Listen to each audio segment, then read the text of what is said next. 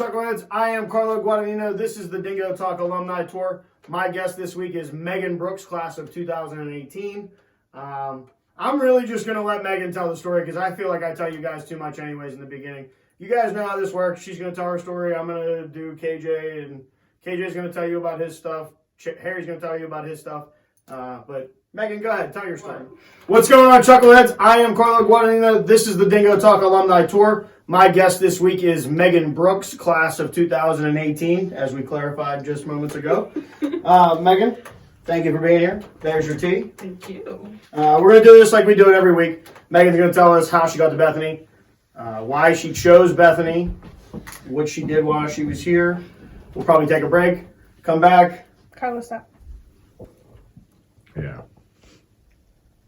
That's it, yep. Start over. You were, You were halfway cut off. yeah, that's how I would look at it, yeah.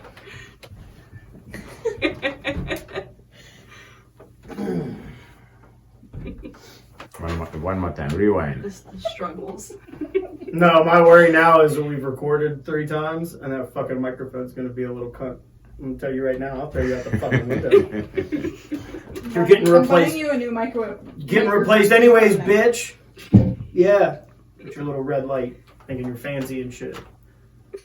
Causing me all these fucking problems. Just start the fucking start. Well, I had to wait till it got to a minute. I figure that's an easier time. I'm just waiting for the timer to tell me we're at a minute. Okay, we got 3 minutes right now. We're at 2:58, 2:59, 3 minutes. All right. 5, 4, 3, 2, 1. What's going on, Chuckleheads? I am Carlo Guadagnino. This is the DingoTalk Alumni Tour, take 77. My guest this week is Meghan Brooks, class of 2018. Meghan, thank you for joining me. Thank you. We're going to do this like we do it every week. You're going to tell us how you got here, how you found Bethany, which, I mean, it's really not for me, it's not a hard story, but they don't know. Why you came to Bethany, what you did while you were here, a couple, academics, social life, kind of whatever else you want to tell us. Take a break, come back, comps, and what you're doing now. Awesome. All right? So, Edison High School, Yes. up there in Ohio, Yep. right? Because it's up the way, Yeah. right? Tell us, how did you end up here at Bethany? So, I had no idea that Bethany existed for the longest time. Actually, one of my friends from high school came here, Kyle Minger. So Kyle was running track, and he was like, "You should come up. You should tour." So I was like, you know what, like, fine. Looking into colleges, it was a D3 school, so I was like, I could play soccer if I wanted to because I had only played 4 years before previously coming here. And they had forensic chemistry, which piqued my interest. Okay. So I came and I toured. Pete gave me my tour. Absolutely fell in love with the campus. I came when it was snowing, so it was a super cold tour. But it's still a beautiful place. Beautiful. When there's snow on the ground. I mean. Yes.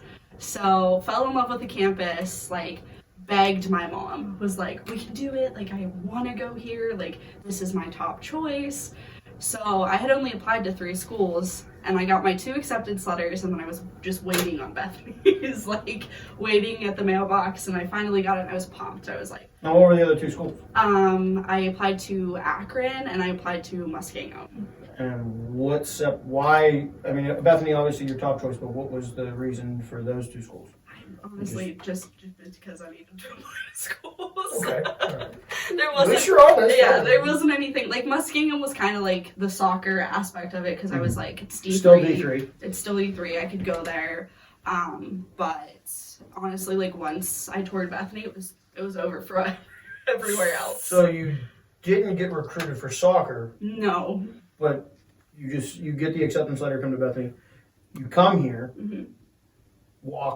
you go talk to Pete since he's the one that gave you your tour, or So, like, on my application, it said something about, like, interested in sports, and I clicked, of course, soccer and track because that's what I did in high school.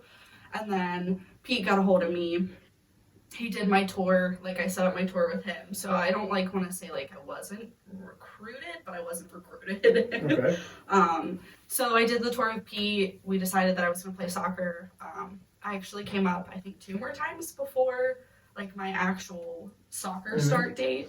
And I spent the night with some of the soccer girls, which like Michelle Pod, Lexis Dabney, Mads, and Shy.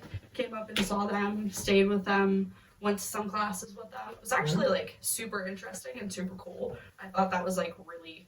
The fact that, I mean, yeah, so you basically audited classes before you. Yes. That's a cool. That's definitely a different way to take a look at a college. Yeah, it was really cool. I sat in like on some of the chem classes because that was what my major was going to be in. A lot of the soccer girls were in chem, so I was like, this is cool. So that was like something that also piqued my interest, was like I got to see some of the teachers and the class aspect before I actually fully committed, even though that This was your done. yeah. So you come to Bethany, you declare your major as forensic chemistry, and talk about the transition between high school and that first year of college classes and being on your own. And it's definitely interesting, especially because like my thought of college was like buses and driving everywhere. Bethany is a walking campus, so but it was great because I came from a smaller high school and Bethany is a smaller college, so like you still kind of got that like one-on-one from your teachers, which was great. I think definitely the worst part was 8 a.m. classes. Like you don't have your parents there like waking you up like, you gotta get on the bus. And, no. So you missed a couple of those. Oh yeah. Well, I don't want to say it was definitely on purpose. It's them. I'm like, I don't want to go. I'm gonna sleep. That's it. Yeah, okay. All right. So we decided not to go. We decided. Yes. We made an adult decision and Yes. faced whatever was. And I mean, like, that's the thing about college is you can make those adult decisions. You don't have your How'd that teacher. work out for the GPA? You still did And well in that actually, I class? did. All right. Not surprisingly, but I also got taken out of that class because my high school messed up, and I actually already had credits for that class. So you wasted time in that class. Yes. All right. So let's talk about soccer. So you play soccer your freshman and sophomore year? No, just freshman. Just freshman. Just freshman. So let's go through that season, and again, the difference between high school and college, and then the decision to walk away. So I loved playing soccer here. The team was great for the most part. Like we had a lot of fun together. It's definitely a lot more intense. You have more practices, you have longer practices, and you have harder practices. Like you have to commit a lot more time to playing soccer in college than you would in high school. And it was definitely, I don't want to say a struggle for me, but I think harder for me because a lot of the girls that I was playing with had been playing since they were itty bitty. Yeah. And my first experience with playing soccer was my freshman year of high school. So I started out like Behind the 8 ball, technically. yeah. So it was like I felt like I was trying to work a little bit harder, but I loved playing. It's definitely, even if you're like D3, D1, you still have to commit a lot of time and effort into playing the sport that you want to do. It's definitely worth it. Like there's times that I regret walking away from soccer, but I think it was the best decision that I made at that point in time for the reason that I made it.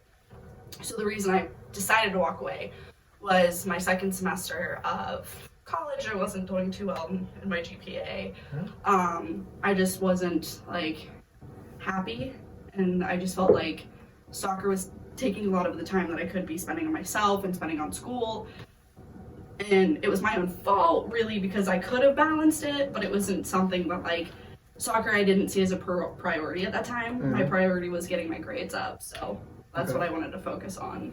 So you step away from soccer after your freshman year, and you fill that void in the social aspect with Greek life. Yep, I joined Zeta.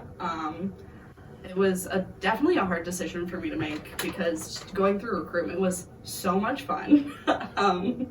Was Greek life on your radar when you came to college? No, Okay. not at all. Just seeing if I can keep the tally, keep running on all the Greeks that I've had here that say that. So I think we're up to like 6 or 7. It definitely was not.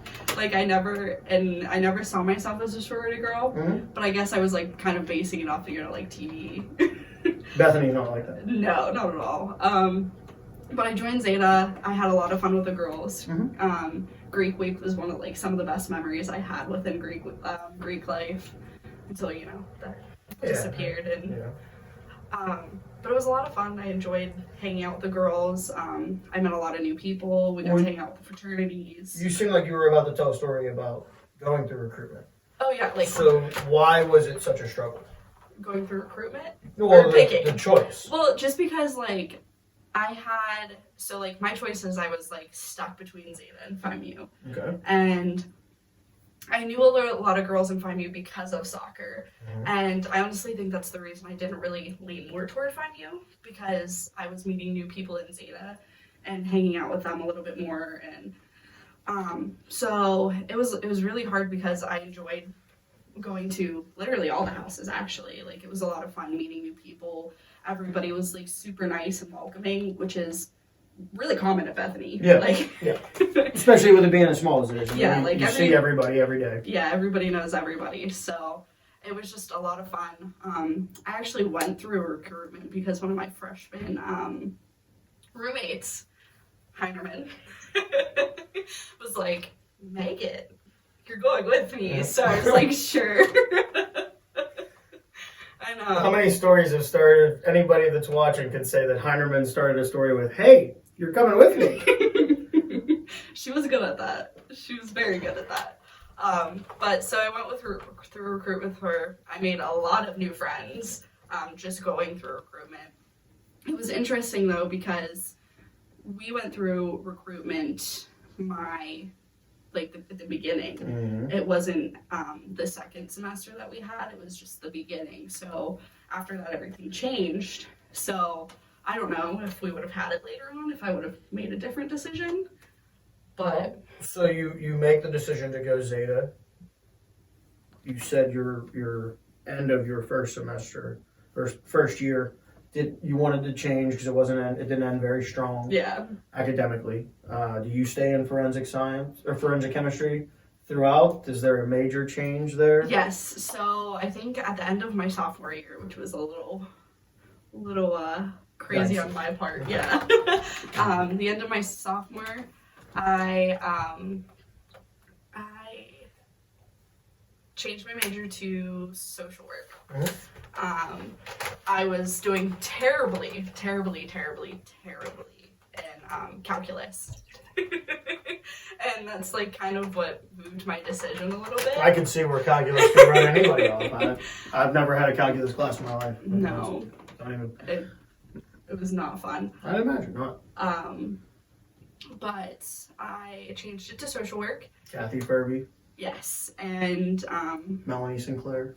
and they did awesome with me. I did my first intro placement that summer. Mm-hmm. Did a couple of courses independently with myself. To catch yourself up, Yes. so that you could still graduate on time. Yes. Okay. So they were awesome with helping with me with that kind of thing.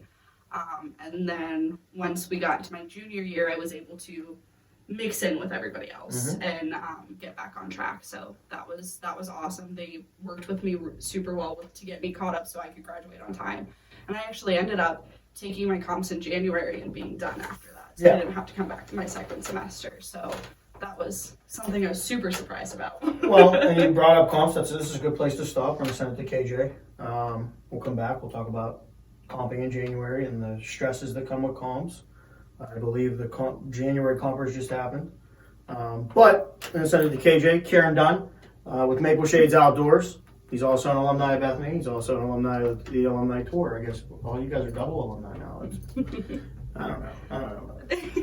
But KJ, Maple Shades Outdoor. Follow him on Instagram, like and subscribe to the YouTube page. They got new content going up.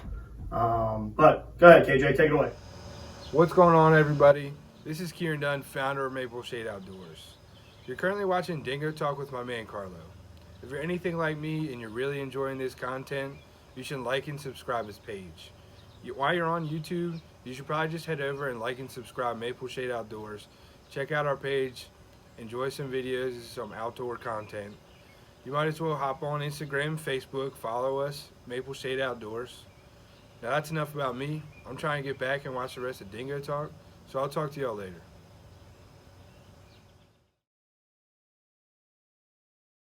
What's going on, Chuckleheads? I am Carlo Guadagnino. This is the DingoTalk Alumni Tour. My guest this week is Meghan Brooks, class of 2018. Meghan left off about talking, well, you left off, we were talking about comps. Yes. We're not going to go there yet. Let's go through, you brought up a story you wanted to tell, working for the football team. Oh, yeah. So there you go. You had a very long run as the football team manager. Yes. So Once soccer ended, I was talking to Coach Upton, and I can't even tell you how it really came about, but I just started working for the football team, went to every practice, traveled to all the games with them. I would say like that was one of the best things that I think I made a decision to do at Bethany. I always had fun. When you got to see kind of the rise and fall a little bit Yes. when they hit their peak on the well, you were there for Garvey's first year, Mm-hmm. and then the year that they go to the bowl game, Mm-hmm. and then the next, and that's the unfortunate thing for that is you got to see kind of the guys that were seniors when Garv came in, but he had been there as the offensive coordinator, and you got to see guys when you graduated that he had just recruited Mm-hmm. that were now going to be like the next year they were going to be seniors. Yeah. So, well, let's talk about it. I mean, so you were here for camp. You Yep. were here for spring ball. Yep, And all those of aren't it. easy practices. All like of it. The early practices, the late practices. early bus rides, late bus Yeah, rides. all of it. Free pizza though. I mean, you Oh, got yeah. you got a whole pizza to Oh, yourself, yeah. which was nice. That was great. I think that was probably some of the highlights, was getting on the bus with a whole thing of pizza. Mhm. And it was great because we got to pick the pizza before the boys came out. Absolutely. You're not going to get anything if you leave it to them. There's a group of animals that just played a football Yeah. game. They're coming out for. Some of them guys were grabbing 2-3 boxes at a time. Oh yeah. You know, No, I'm just grabbing them for other people. Yeah. You, and you. Exactly. And it's like, I think some of the bus rides though could smell a little bit, on the way back. Yeah, But wow, there's a shock. they were supposed to shower, but who says that they did? But it was a lot of fun. I got to see like the boys play, especially like in their highs. Like I'm standing pretty much on the box that we have all the equipment on, so like I'm watching everybody, and I think that's From like, field level. Yeah. And it's college optimum football. seating. I mean, Yeah. it's Division III college football. It was a very, especially during that time, it was a very competitive league. Yes. Every game was, there were highs during the game, there were lows during those games. Yeah, And I remember, I think it was, I don't remember what game it was, but there was a Hail Mary coming on, and I'm on top of that box, and I'm jumping up and down, and I'm screaming. I think actually Boris was on the box with me, and I think I had Shay on the box with me. So, mind you, this box isn't very big. No, it's not very and large. you have 3 women standing on top of it, screaming, jumping up and down. And as long as you balanced your guys yourselves, I guess if one was in the middle and 2 were like angled in the front, I guess it would work. I really think we were just like on top of each other. Just like we were so excited because we were about to win this game, and it was just like, I don't know, we were just hyped for it. But So you were on the sideline for the W&J game, yes, the W&J win here. Mm-hmm. So let's tell us that story from your perspective. I mean, that's a pretty that's an impressive game. That's a historical game for the Bethany football program. Yeah, any W&J game was intense from all sides. The boys are always talking on the field like, we got to do this better. Like, so you can hear the fans, you can hear the boys, you hear the coaches.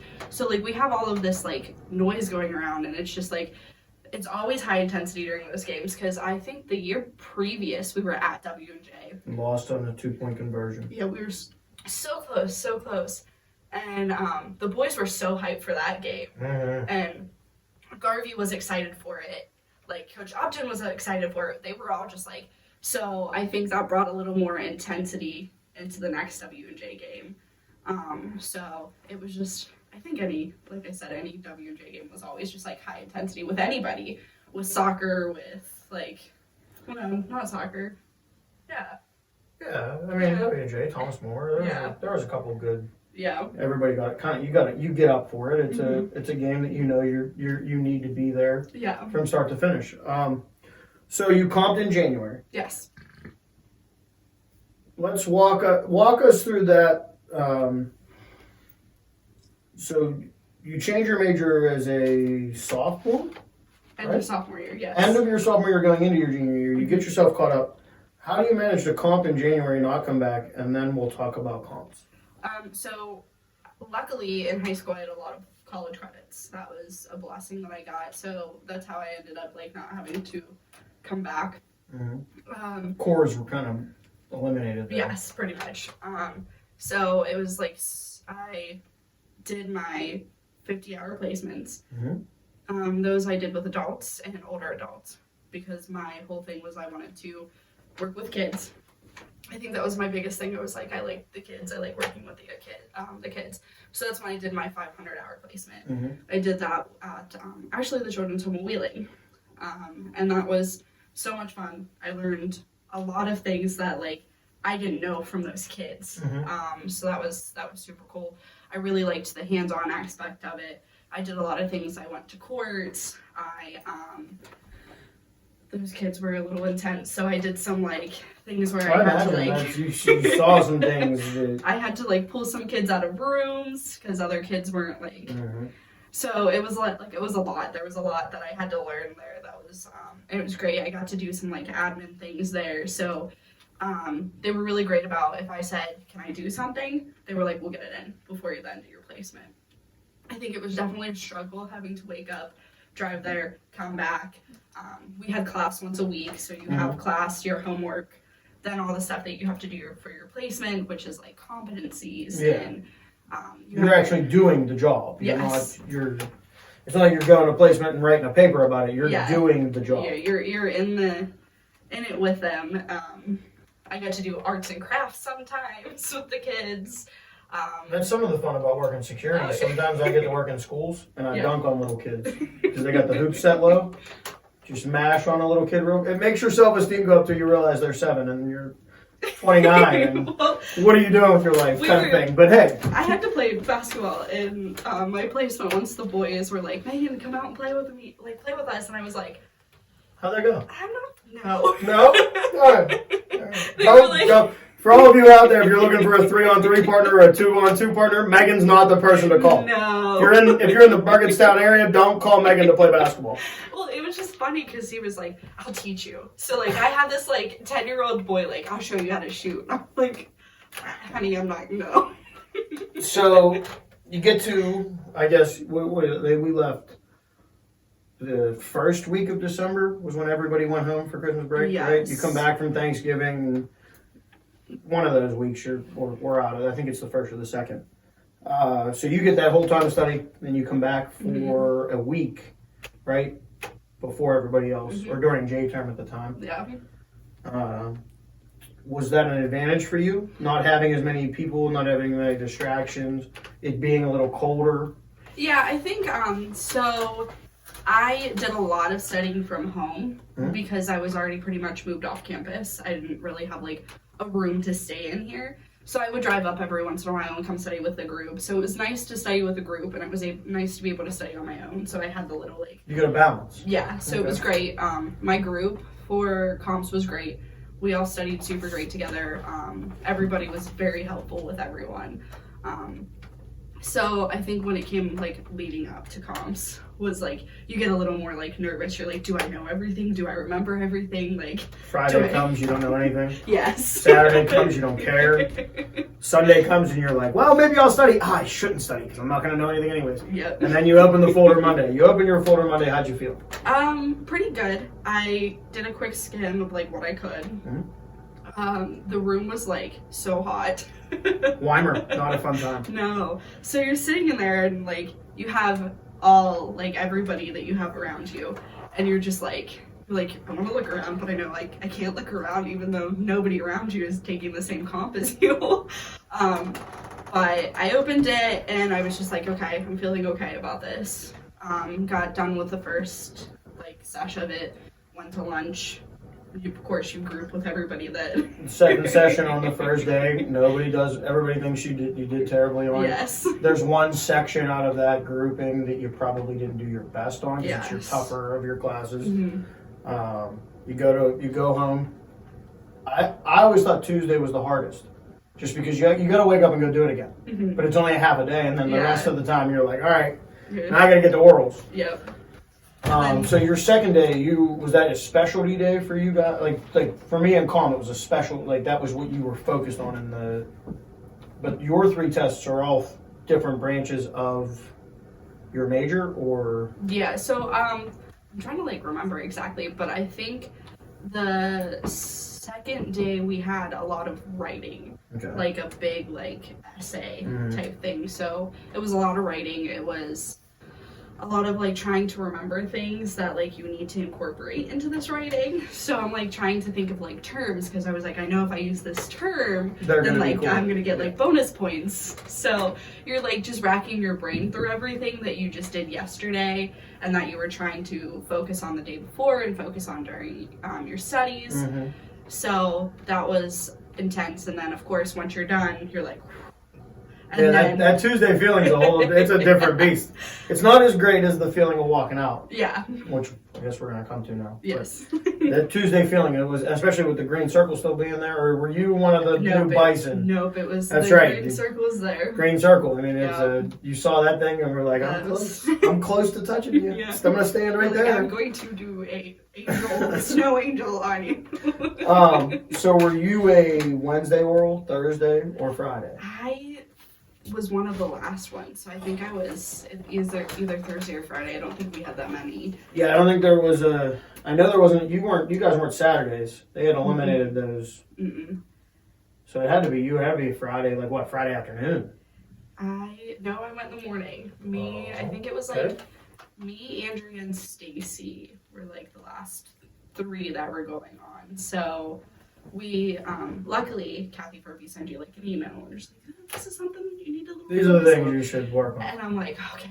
So I'm going over those, and I actually had the head men's soccer coach in on my orals that year, and I was like, oh, thank goodness. I was so happy because like. Was that Sean? Yeah. Sean Regan? Yeah. Why was Sean Regan on your comps? No idea. But when I saw he was on my comps, I was just like, oh. I need somebody out there from Old Bethany to tell me how they picked the random person. Because I was always told it was somebody that you had that had nothing to do with your major. But I have talked to a lot of people here in the past year, and their third person on comps does not line up with anybody they had. You played soccer, but for the women's program. How was Sean? I'm sorry, I'm getting off track. I think he actually. So he was. Did you have him for a class? I had him for. We had those classes our freshman year that we had to do. Freshman Sem? Yes, That's not a class. What do you mean? He was attendance. Yeah, he did my freshman Sem. I don't know. We played like. It was like conflict and resolution, and we played. We had a snowball fight in his class, so maybe that's why he was on mine, just because I had him for like. Okay. All right. We're gonna move on. So you walk into orals. Yeah. How did you do? How did it go? How did you feel? I was nervous, definitely nervous. But luckily, like you get really close to the professors. And then, like I said, I had Sean, so I was like comfortable like talking in front of him because I was like. You knew him, and yeah, there's a relationship there. Yeah. So I walked in, they asked me a couple of questions, I answered what I could, talked about my placement, went over like this little portfolio that we have to make for our comps, went over that, and I walked out and I felt pretty good. So of course, you know, like they send you out of the room while they're talking about it. Yeah, like how did Meghan do? And I'm which is the most nerve-wracking thing till you find out that oral comps are only worth 10% of your whole grade. So if you failed, you already failed. Yeah, and I really wanted to go like put my ear against the door. But I was like, I'm just standing out there. I forget, somebody walked by and I saw them, so it was like they talked to me for a little bit, and I was like, that kind of eased my nerves a little bit. So I was like, distracts you from what you're. And then they pulled me back in and they were like, you passed. And of course, like, you know, you breathe a like sigh of relief, even though you're like, ow. Ow. And then, of course, it was January. So like when you do it later on in like the May, you have a lot more people because everybody's in school. But you walk out, there's a whole bunch of people there. They're screaming, they're yelling. It's and you proceed to have a good time. Yeah, it's like it's so much fun because you like walk out and you see like all of your friends out there. they're whistling, they're yelling. My favorite though is being on the other side of it. I'm sure. I think everybody's favorite is being, you're a freshman or a sophomore at Bethany watching this. Yeah, go to comps, enjoy it. It's great being on the other side. Let me tell you, walk out that door. It's not fun until you see the other side of the door. Yes. Also, just to piggyback on that whole third thing, they gave me the librarian. Heather Raschuti, wonderful woman. Never met her in the whole time I was at Bethany. Oh, have no idea how she ended up on my comps board. But I was really hoping I would get Ken because I had Ken for art. I had Ken. They could have gone with Ken Morgan, Stephen Corelli, who I had 7 or 8 classes with. There were people. I was here for an extended stay. There were a lot to pick from. What do they give me? Librarian, who asks me, what did you use the library for? You guys had a really nice DVD collection, and upstairs was a really great place if you needed to study. No, the beanbags. No, I spent a lot of time on the beanbags, but I wasn't going to say that in comps. I used it to take naps in the sunroom. That's what I did. In real life, though. Yeah. So, you didn't have to come back, graduate. You get that great speech from Charlie Batch, and ends up being a beautiful day, even though I think you guys ended up in the gym. Yeah, we were in the gym, yep. But it ends up, it was kind of really crappy leading up to that day. It was not good during the morning. No. And by the time you guys walked out, it was clear skies. So what's Meghan doing now? Meghan is actually working in foster care right now. Where? Up in Pittsburgh, Allegheny County. I get to work with kids ages 1 day to 21 years of age. Stressful. It can be definitely stressful. You get called a lot of names. I'm sure. Mostly by bio parents. I'm sure. They're probably not happy with you, unfortunately. That's the nature of the beast. Yeah, and I always have to explain to them, I didn't take your kid away. I'm just here to make sure they're safe. I'm getting a paycheck just like you are. Yeah. I'm sorry. Maybe. I'm trying to be nice here. This is a new me.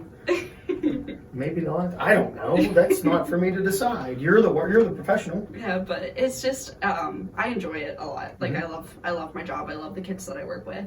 I love the people that I work with, which is I think a huge thing in finding a job that you want to stay in is liking your coworkers. Absolutely. Well, and liking your job. Yeah. You enjoy what you're doing. Yes, very much. Is it a long term? Do you have any plans on leaving immediately, or is this I'm probably going to be there for a while. Luckily, the place that I'm working for, Presley Ridge, will pay for my master's because I've not gotten that yet. I've just kind of been flip-flopping through jobs. So they'll pay for my entire master's as long as I give them 2 years afterward. So I'm like, why not? So with that, you're working professionally. So you're dealing with Stowe Rock School District. And so the company deals with you're in school, you're in housing, you're in. Yep. I don't go I've only been to a couple of schools. Okay. They're mainly for my autistic kids because I have to go to IEP meetings and things like that. But yep, I have a lot of kids that are school aged. Most of my kiddos right now are from a day to 5 years old, so okay. I'm not really not in the school as much as you're. So. Without violating any of rules of your job, what for you? What's a house visit or a day a day in your job? So a day in my job. So we'll just do a day of home visits. Yeah. So I'm traveling a lot around PA, mm-hmm. Anywhere from the Pittsburgh area to Cranberry. Mm-hmm. I have foster homes everywhere. So I'm traveling to the homes. I go into the homes.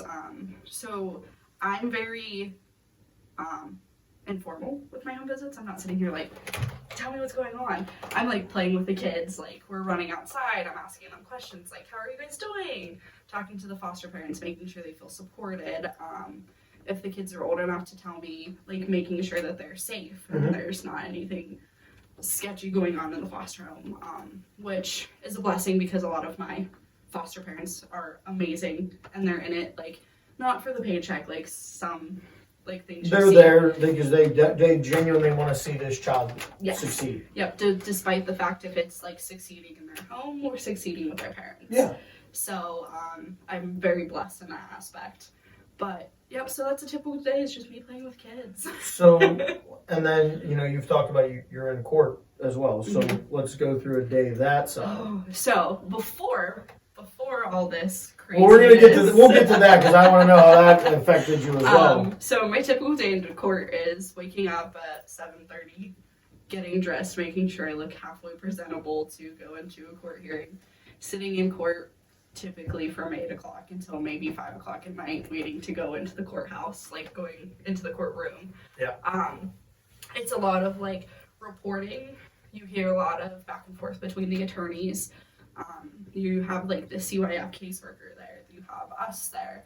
There's a lot of like craziness. There's a lot of added. And then there's a lot of moving parts. Yes. Right. And so you have like parents like talking over people, and sometimes like the court hearings go super smooth, and sometimes you have parents that are like yelling at the judge and like as a professional in that case, you like literally have to sit there stone faced. You can't. Cause, no like, emotion. I'm like sitting here and I'm like, and I want to laugh so bad. I want to like say something. Because I'm sure there's the comical side of. I mean, it's an unfortunate situation, but I'm sure being in a courtroom where when you're dealing with kids and some of the excuses I'm sure you hear and why was your kid outside with a diaper on and no clothes in the middle of Pittsburgh winter? Yeah. Oh, he ran outside. How did he run outside? Yeah. Well, and you even have like sometimes you even have the little kids with you. So like I have them sitting in my lap and then they're like trying to run. Get back here, come here. And, like you can't yell at them in the middle of a court hearing. So no, I imagine that would probably get you in a little bit of trouble. Yeah. So let's go. Now you're in. Well, we just finished the year 2020. I was told this is part 2 of 2020 or the real 2020. Yeah. Depends on who you talk. Mandela effect and stuff. All that craziness. But so what was March to now? Because really March was when everything really kicked up here in America. What was March to now for you? Because obviously you can't go into a home when. Well, we're still doing that. So we're still doing that aspect of things. So March, we were still trying to figure out like what we were doing. So we were kind of like business as usual. As most people probably were. Yeah. I mean, like given I still went out for St. Patty's Day in Pittsburgh. Like it was the first time I was like living there, and I'm not going to miss St. Patty's Day in Pittsburgh. So we did that, and then like the work aspect, we started working from home. So like I have my computer set up at home. We're still going out and seeing the kiddos in person, just once a month instead of twice a month because I have to go out 2 times. Okay. We're transitioning into Zoom calls and all of that. Got really good with Zoom, huh? Oh yeah, you have to. I have not yet. We're working on it. It was a lot of relearning things and trying to figure out how we could work being outside of the office because there was only a certain amount of people that were allowed in the office. So like you had to schedule time to go in, you had to schedule. So it was a lot, but it was like being in a sorority and trying to do laundry. Yeah. Right on a schedule. And damn sure you better not be in my time slot. And if you miss your time slot, you're out. Sorry. Sorry, not sorry. You lost. Yeah. It all comes full circle in this show. It definitely made it a lot easier though, just because I'm not driving as much. So I don't have to go into the office every day. And I'm doing a lot of work from home. So the only time I really travel is I have to go see kids.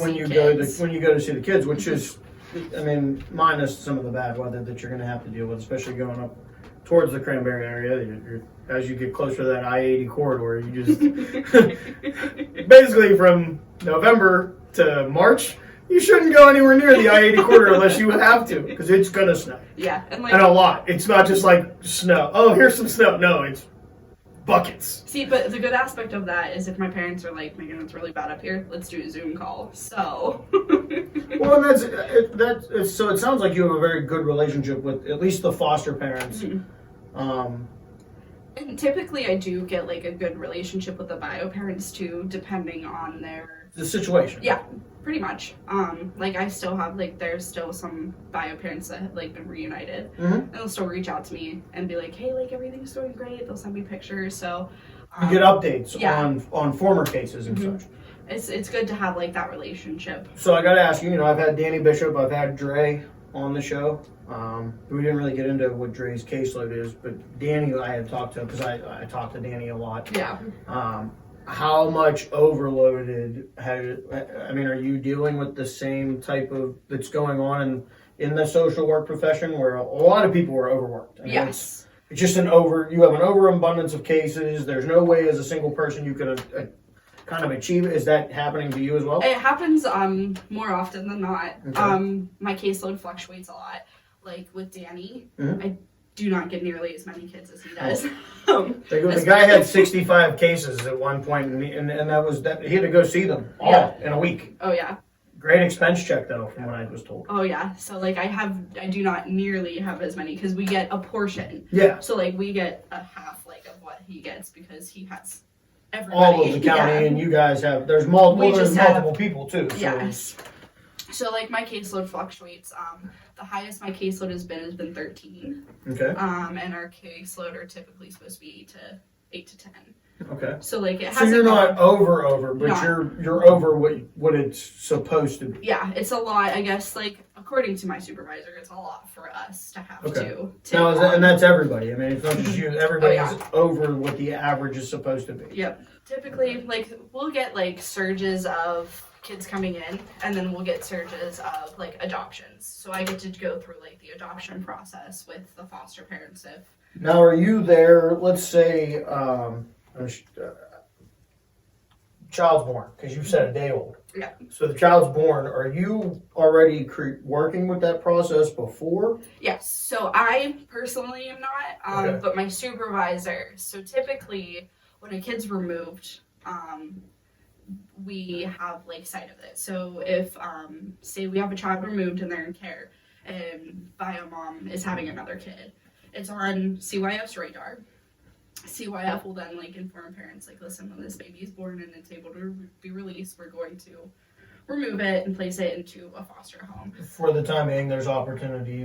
Then it becomes a court problem, right? Yes. So then we like the child's removed, placed into a foster home.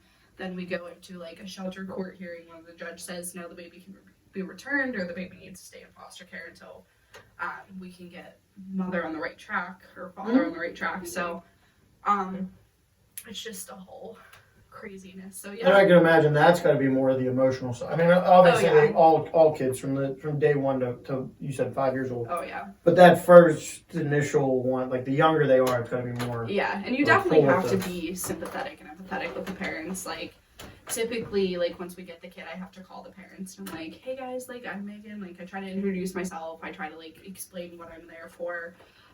Some parents are very super willing to talk to me, and other parents are on the other end and they're like, yeah. I get called a lot of names. There was a finger that was getting ready, but I stopped myself. Yeah. All right, so let's go a little bit more. I'm going to try something new this week with you. Okay. Give a description of Bubba's in 2 sentences or less. Your time. 2 sentences or less. Yep. This This isn't Jeopardy though. There is a real time limit. Like I don't know. This is hard. I guess like well, you would have had to remember Bubba's first. So yes. you know what the inside looks like. yes. Okay. You had drinks there. Yeah. You had fun there. Lots of drinks. Lots of See, look at that. That was none of those were sentences. They were fragments. You could take those and put them into a sentence. I don't know. There's no Bubba's now. Is what it is. I guess I would say like if I had to, lots of drinks, lots of fun. I mean, you go. Along with it, that is 2 sentences. Yeah. 2 fragments. You go into Bubba's and you're gonna see somebody that you know, and you're gonna Well, that's around. all right. Well, that's everywhere you go in Bethany. True. Now you only can go one place, but we're gonna get to him in a minute. But I have one more question for you to wrap all this up. Why Bethany? If you were talking to somebody right now that was interested in a school, why should they come to Bethany? I don't know. I just had a great sense of like family here. You get close with your professors. You get close with professors that aren't your professors. You get close with the fraternities, the sororities, despite if you're in a house or not. It's just, it's a family. I just think a different place. Yeah. Well, and from our family at Bethany to the probably the first family at Bethany, Chambers General Store, Harry. Oh wait, I should probably thank you. Hey, thanks for being on the show. Appreciate you. Really appreciate you being here. You know, no, but for real, I really do appreciate you stopping down. Oh, happy belated birthday, because when this comes out, it'll be a week after your birthday. Yes. So yeah, hey, happy birthday. Thanks. Harry Chambers General Store. If you've been to Bethany and you haven't stopped there, then you didn't actually come to Bethany. Yeah. Breakfast sandwiches, dollar sandwiches, original dollar menu, 1917. Biscuits and gravy, weekly specials, well, daily specials, daily soup specials throughout the winter. Fish Friday on the first Friday of every month and every week in Lent. But and the t-shirts. Make sure you stop in and buy a t-shirt. They're $10 a pop. There's a red shirt that says Chambers General Store. On the back that says if they don't have it, you don't need it. And the other one, Shroom Capital of the World. It's the second run of them. $10. All you gotta do is ask the lady at the front register, and she will get you a shirt. But without further ado, Harry Chambers, take it away. You've just watched another exciting episode of Dingo Talk, recorded in the secret lair deep in the hills of Bethany, West Virginia. Let me give a shout out to my man Don over at Maple Shade Outdoor. He's got some great stuff going on over there on YouTube and Instagram. Please make sure you check him out. Also, now available as promised, we have the second edition Bethany, West Virginia Mushroom Capital of the World t-shirts and our Chambers General Store. If we don't have it, you don't need it t-shirts. Available in all sizes. So make sure you stop by the store for a t-shirt, breakfast sandwich, or sausage, biscuits, and gravy, and make sure to check out those daily lunch specials. Now back to you, Dingo. You wanna know by now.